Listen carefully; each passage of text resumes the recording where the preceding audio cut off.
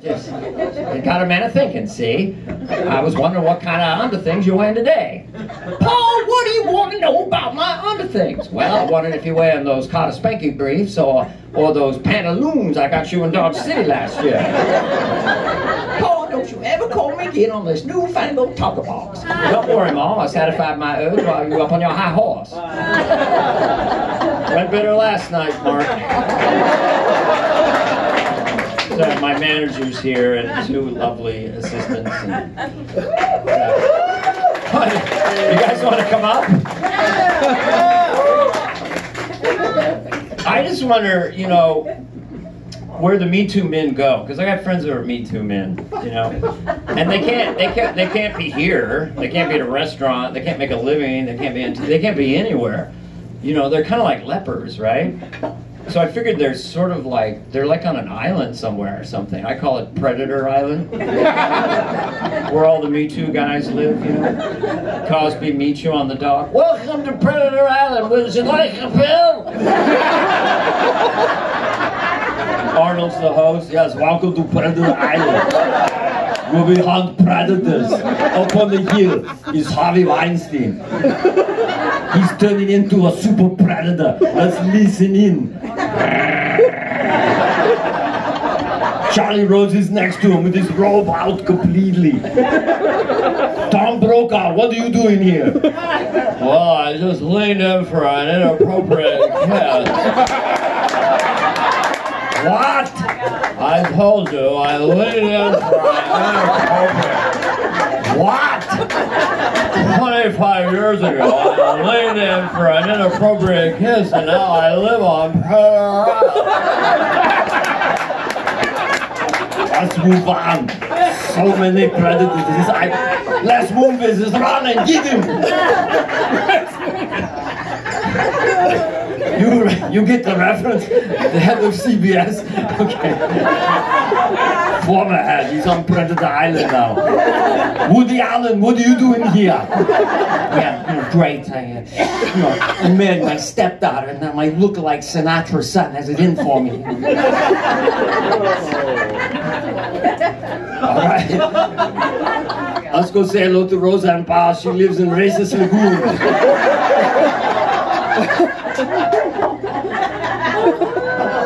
Can't do that on television. You can tweet right now. I'm so offended. You could annihilate me. I don't know. I'm just trying to figure the whole thing out. The world's crazy. Like, Obama's out now. He's a movie producer.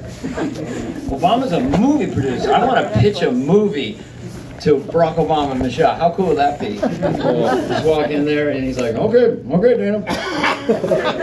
Now, before I hear your idea for a movie, I'm kind of new to this. So I'd like to tell you an idea I had just the other night. I don't know if it'd make a good movie. Tell me what you think. This cute little alien comes down to Earth and befriends a little girl. And then the spaceship goes home, and little cute alien can't get home. It's got to go home. I think that's E.T. Oh, fuck me. Michelle, what do you got?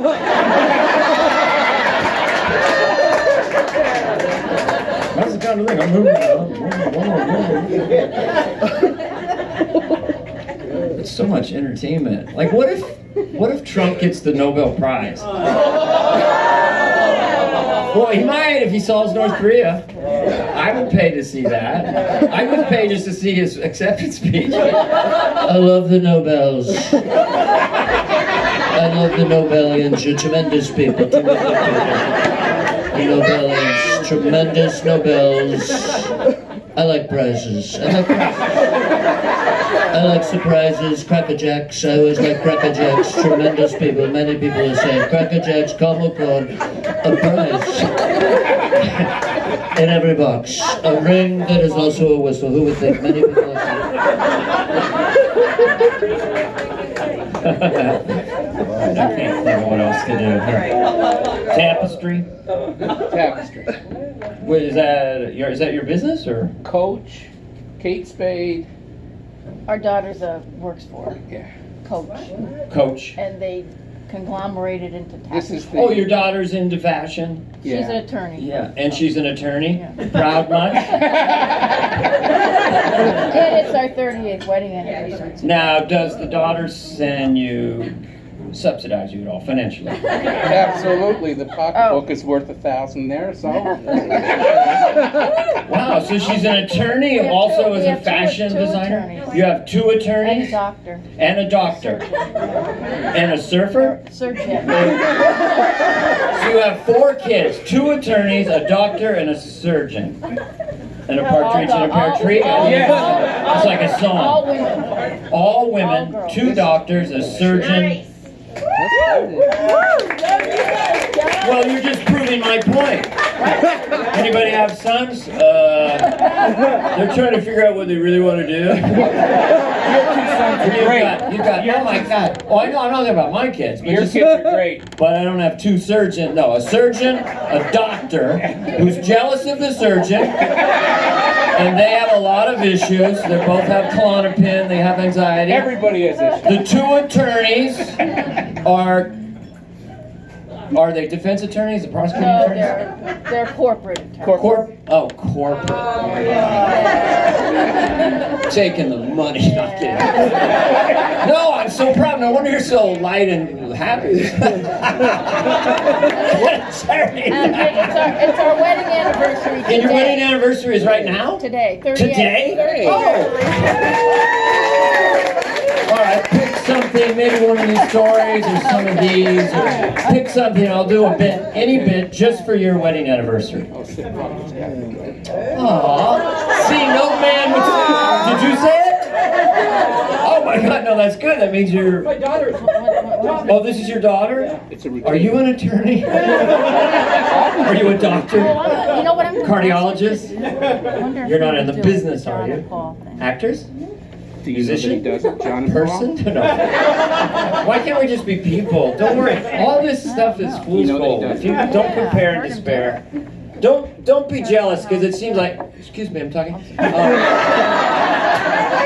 I just want to say to the crowd, don't ever look on Daily Mail or these Yahoo sites and see all these celebrities on yachts off the coast of Italy and feeling less than. Because remember, man, we're all just human beings, and they all have kidneys, and kidneys can fail.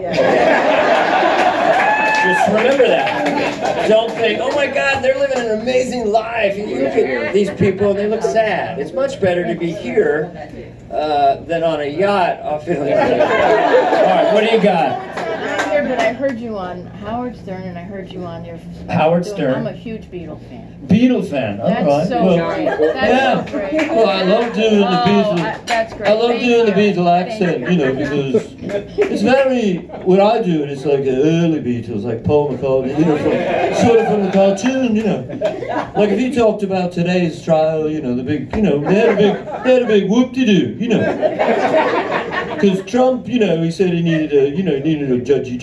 And, you know, he's going through, that's all the questions. He said, not so fast as a bird from 82. He said, you went donkey on her. And the judge says, no, I didn't. And the bird says, yes, you did. And all the Congress people are all whoopity, whoopity, whoopity, you know. And they're all going flubbity, flubbity, floo. I do.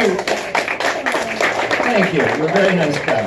I do John Lennon and Paul McCartney because I'm such a fan and I want them to talk to each other. So I do it for my own amusement, you know. Like they be talking, Paul, hello. Oh, hello, John, how you doing? I'm doing fine, you know. I heard America has a new president. Oh, yeah, they got a big, you know, Donald Trump's his name. Oh, what is he like? Well, he's a big orange man, you know. And he's got little white circles around his eyes, you know, and cotton candy golden hair. Swirls around with little purple spots coming out of the top of them, you know. But Kanye West, you know, he voted for him. Who's Kanye West? Oh, he's a talkie singer, you know. I made a plunker with him, you know. He's a chest stomper. He talks about how great he is, you know. Remember when you said we were as popular as Jesus? He thinks he is Jesus. Well, does he have a woman that supports him? Oh, he's got a terrific gal by the name of Kim Kardashian. What does she do, Paul? Wow. Well, actually, when she's working, She takes pictures of her bottom.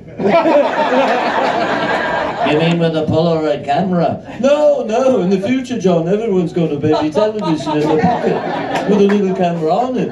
So when Miss Kardashian feels it's time to go working to make some money, you know, she gets a baby television out, she sticks the bottom out, and she takes pictures of the bottom. What's so special about her bottom? Well, it's not a normal bottom. It's a bottom 2.0.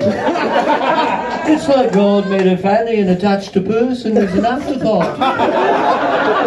They're all doing it. The whole family's taking pictures of their bottom. One gentleman got so frustrated he became a woman.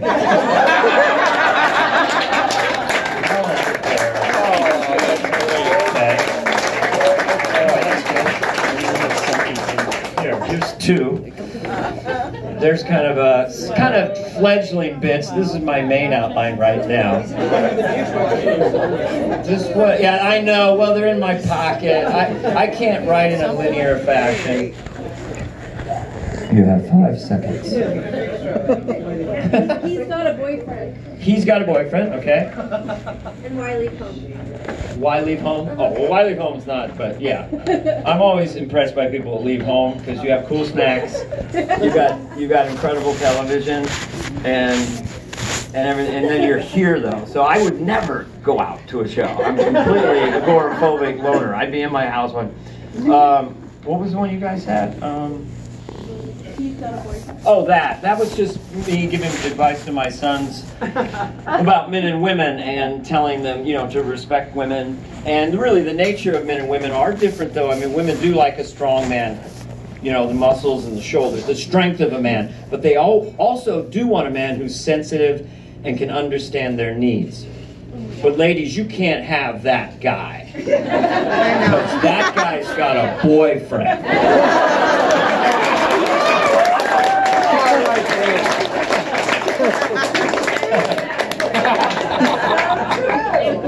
That killed. I was watching this World War II movie the other night, and I always find it funny when British actors play German Nazis, but don't bother to change their accent. Did you ever watch that? I was like, I'm a Nazi through and through. I'm telling you, I love Hitler as much as anybody. I want this Third Reich to succeed, don't you? But I love Hitler too. I was born in Berlin, and I like Nazis. I like swastikas. I made a swastika-shaped ring for my wife. Isn't it great how Jesus, Hitler, and, well, kind of Hitler, Elvis, Jesus, Lincoln, people they'll be remembered, everyone else will be forgotten, you know, maybe. But Hitler always scared me as a kid, those black and white newsreels where he was screaming, "Shostigen died!" And he was just yelling and screaming. So I do this for a living. I know that after 10 hours of that, he must have been totally wiped out. Just like, oh, I'm so tired. I can't even feel my feet. Sometimes I don't want to beat the floor. Doing this for 10 hours? What is this? My deltoid is so sore. Whoever thought of this should be shot. What the fuck? 10 hours of this? Why couldn't I just go, hello? We took over Poland. Hello. Everybody's Hitler. I do a lot of stuff, you know, I mean, I do think, because I tend to, since I live here in West Hollywood, I'm a contrarian, you know, because people, I have people, you know, I have to kind of hold in my arms that are so worried, these dark times, you know, and they got their smartphone and they're going to Koi later. This has never been times like this. I don't know how to reconcile that. If you go on a news blog, don't read the crazy tweets, because Trump hasn't surprised me in a long time. Every tweet is batshit crazy. He's totally consistent. But he hasn't launched a new, And you know his energy. I gotta say, the guy's 75, 300 pounds, covered in Cheeto dust, and he's hyperactive. What is he doing? Everything at once. You sanctions, you loser, crooked Hillary, poker, trade wars. I don't care. Canada, get out of here. Yeah. You tax everybody at once. Even Canada. How do you attack Canada? These sweet socialists, 38 million white people wandering in the snow. It's a beautiful country. They're not rule breakers. Big night for Canadians to be on the border going, hey, want to see a felony? Right there. But Trump, the Canadians, we'll chat. If it doesn't work out, fuck them, I don't care. Well, what are you guys worried about, honestly, besides the micro, what your life is like? You worried about global warming, Trump, North Korea as much, millennials, income inequality? You really worry about that? Like at night you get in bed, I wish it was more equal. Really? It's so abstract. Because there's ways to take care of that on a personal level. I would just get all the money you got and just walk down Hollywood Boulevard. Global warming, look. I accept the thesis. We're gonna lose Miami, probably most of Hawaii. It's gone. Let's not even, it's gone. But no country is gonna do anything. So we better build dams and things and just, I bought property in Alberta, Canada. It's gonna be a big, big place. It's gonna be very temperate. But no one's doing anything. I'll get serious when they get serious. As long as they're flying into the conferences, the Paris conference, climate change, come into Paris for climate change. Come on, flying in your private jets. They dropped a CO2 bomb on Paris. For 2 weeks, they're sucking and fucking in the shadow of the Eiffel Tower. Oh, we're so worried about climate change. Let me get on my big aeroplane. You know. When they Skype in or video conference in, that's when I'll get scared. We cannot afford any more CO2 in the environment. We will go by video conference. And Al Gore, you know, he flies in a private jet. But I buy carbon offsets. I pay people to plant a tree to suck up the carbon I create. Well, could you fly Southwest and still pay them to plant a tree? Well, that's no fun.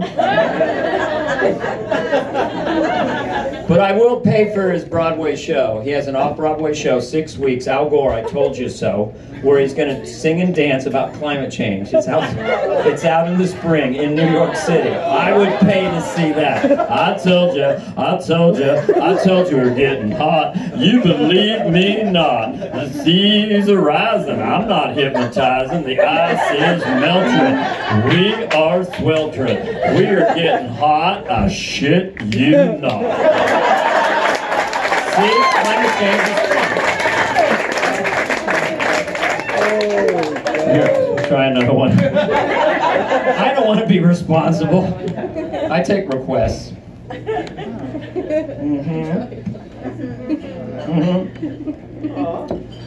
Aw, can't pick one. Don't worry, you can have more than one. Baby carriage trap. Baby carriage. Well, these are just little pieces of bits. When I'm driving down Melrose, I'll see a woman with a baby in a carriage and she's pushing out into the street, leading with the baby. I said, that's kind of cruel. The baby's only 6 months old, but it's in harm's way. Wouldn't you just drag the carriage in? And you take the hit. Let the baby live. Why have the baby be a battering ram? Here comes a car. Push the carriage. Okay, that was all right. I like it. I feel like a rich prick. Every time I squeeze a wall of avocados, like if you go to Whole Foods or Gelson's, oh, I'll get an avocado, and then there's 1,000 avocados, and you're like, and you get pissed, like, what the fuck are these avocados? It says it's ripe, way too ripe, god damn it. Is that a first world problem or what? Avocado, stupid. It's the most, there's people starving all over the world, they can't even find a fucking avocado. Stupid fucking avocados. I like the guilt sometimes at the point of purchase. Excuse me? That is true. As opposed to other things I've said. I'm just... Excuse me? One thing It's true. You know, you should have one more bottle. We can split it. We can just split it. I'm not even joking. Okay. You seem to be having a good time. I don't even know if you've had a drink. Edibles. Did you drink? Edibles, I know. Everyone in this audience is high. That's why you're so giggly. It's like, it's great. It's great for me as a comedian. Well, let me do, you guys, let's see. Don't worry, everything's going to be okay. I went back to church, which was, I did. I had to go back because life's too fucked up. You know? I mean, I was raised Lutheran. You guys? I didn't think there was a real... It was such a low-key religion. I mean, so agnostic. No one really believed. I mean, even the pastor had doubts. Our hymns might as well have been, oh, believe if you believe. Oh, believe if you believe. When I still believe, I believe as well, but if you don't believe, I have doubts. So what was your experience? Was it like an evangelical church, or where'd you grow up? No, I became Lutheran before I got married. My husband was Lutheran. Because your husband was Lutheran, you converted from... You were just kind of Christian. Non-denominational. Yeah, well, that's cool. I don't really know Lutheran. It was just a breakaway church from the Catholic. I go back to the Catholic church because my wife's Catholic. Yep. I don't really care. I turn my cell phone off. I don't eat the wafer. But they're talking about Pontius Pilate and the Romans. It's like kind of cool history. And then he slayed him and killed him, and the Romans came, and it's like, wow, this is cool. You know, I mean, I appreciate Jesus because he wasn't a warrior religious guy. He seemed like a very cool, mellow. He was the ultimate, aww. Hi, my brother's a leper. Aww.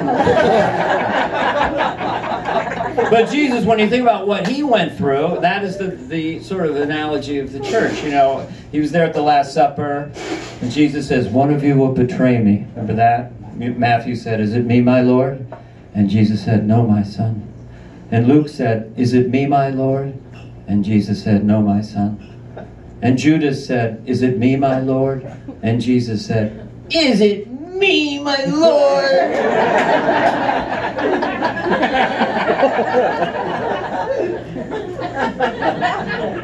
It's good, okay.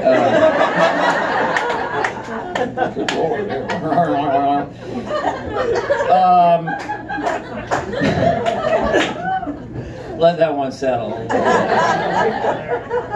So, when I was on Saturday Night Live, people seem to like these stories. The weirdest host I ever had was Steven Seagal. Just very strange guy. Kevin Neal and I did these kind of crazy Arnold Schwarzenegger knockoff characters.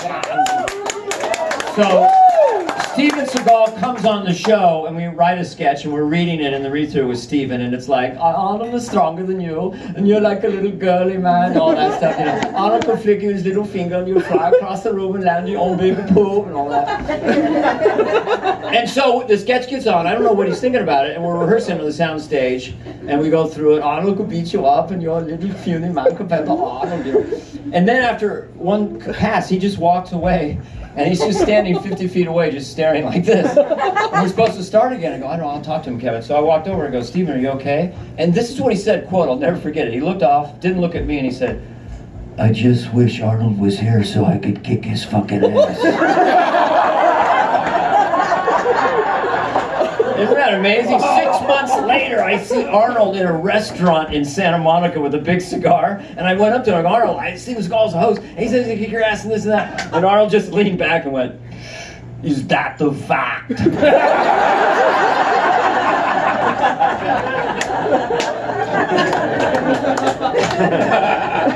The interesting thing about the church lady characters that she used to, when I was doing it in clubs, she would say, penis. Wow. So I get on Saturday Night Live and they go, well, you can't say penis on television. We had a little censorship guy named Mr. Clockworthy with a bow tie. Can't say penis. So I had to rewrite it. And so instead of penis, it became way more pornographic. It's like, well, your naughty, bulbous areas, gorged and willing. And I give it to the guy, goes, oh, no penises, that's great. Gorged and willing and fornicating, you know. And so on the 4 show, Steve Martin is the host, and he's sitting there, and I'm in the read-through, a room like this, actually. And I'm really digging into the church lady character, and he's my hero, and he's sitting right there, and I'm going, well, your naughty, bulbous, fornicating area, and you're squeezing your buttocks, you're tingling, this and that. And I heard Steve Martin under his breath say to Lorne Michaels, what kind of mind thinks of this? I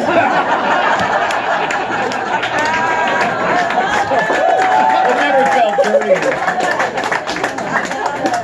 dirtier. Never felt worse. I was...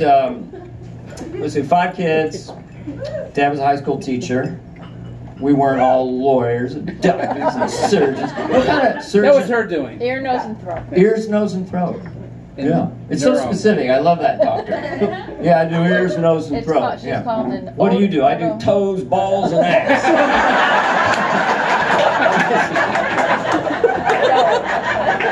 Well, it's just like I just do these 3 body parts. I do thumbs, ankles, and ears.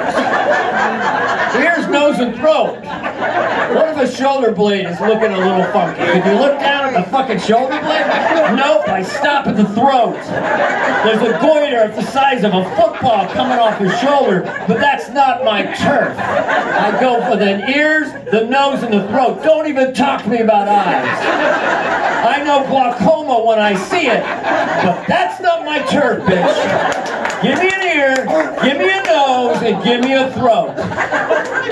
I skip the tongue. I go right to the throat. I don't care if your tongue is swollen the size of just your tongue. No, it's good. Be specific. Don't be a general surgeon that just starts cutting. That's another thing about being so dire about. We have pretty cool medicine now.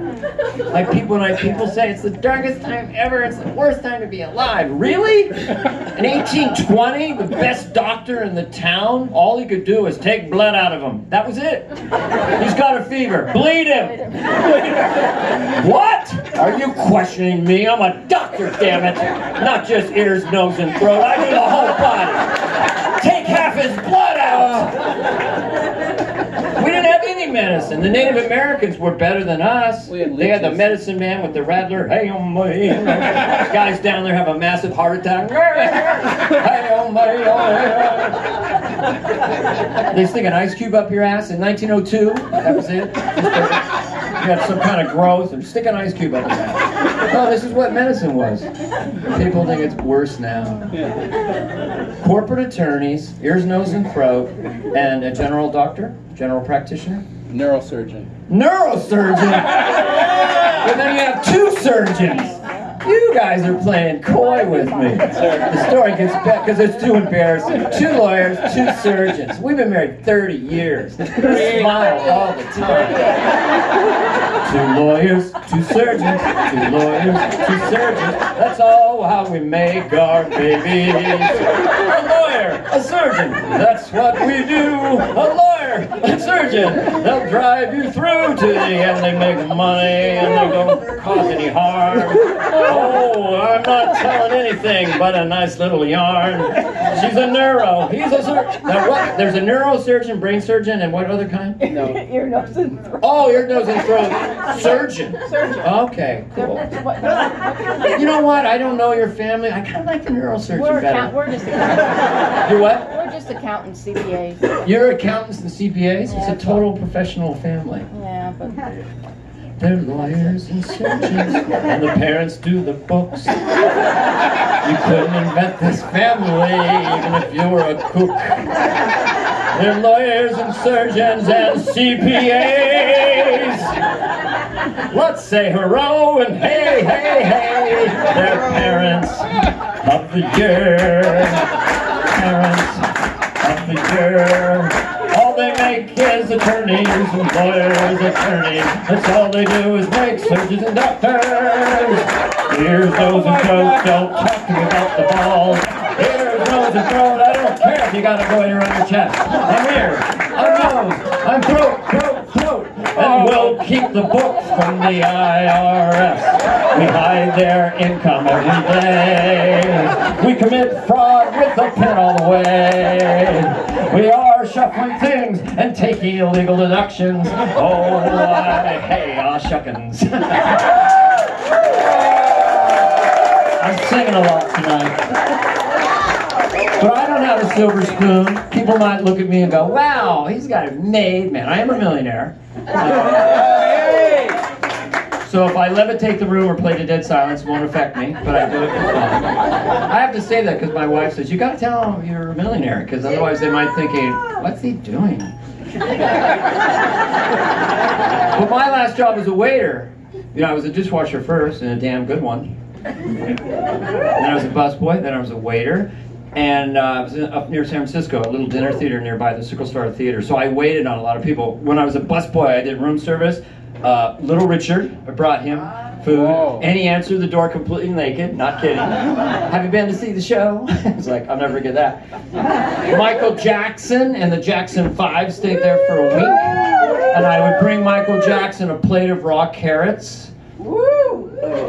And he would be there, a little teeny Holiday Inn was the place, and he would be there sitting in a chair looking in the mirror. Janet Jackson was jumping up and down on the bed. She was like 8 years old. And I'd bring him his raw carrots. And we got to kind of know each other. And I don't know, I feel sort of bad because one night I said, you know, Michael, you're a nice looking young man. Maybe you could do a little something here. I had no book learning like you kids. What do I know about surgeons and attorneys? I went to a state school, a community college. I got almost no book learning here.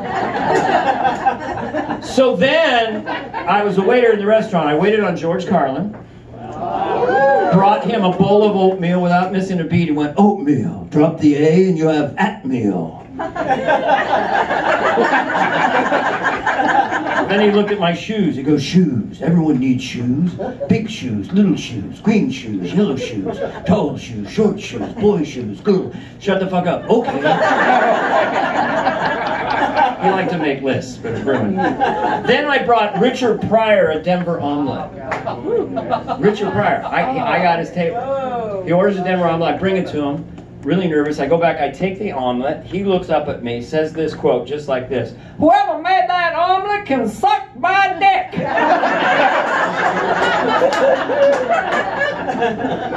I never knew if it was a negative or positive statement. Right? I could. It was on the inflection. It could have gone either way. Was he happy or critical?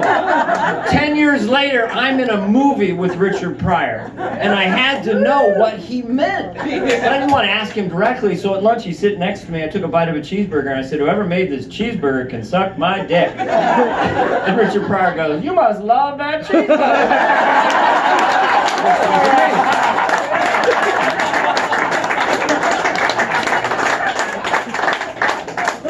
Which was amazing. This bit never really works. I do a lot of bits. I do a lot of bits for my own rhythmic headspace. You know, I like things that are nonsensical and just rhythmic, like Monty Python or, you know, Steve Martin. I mean,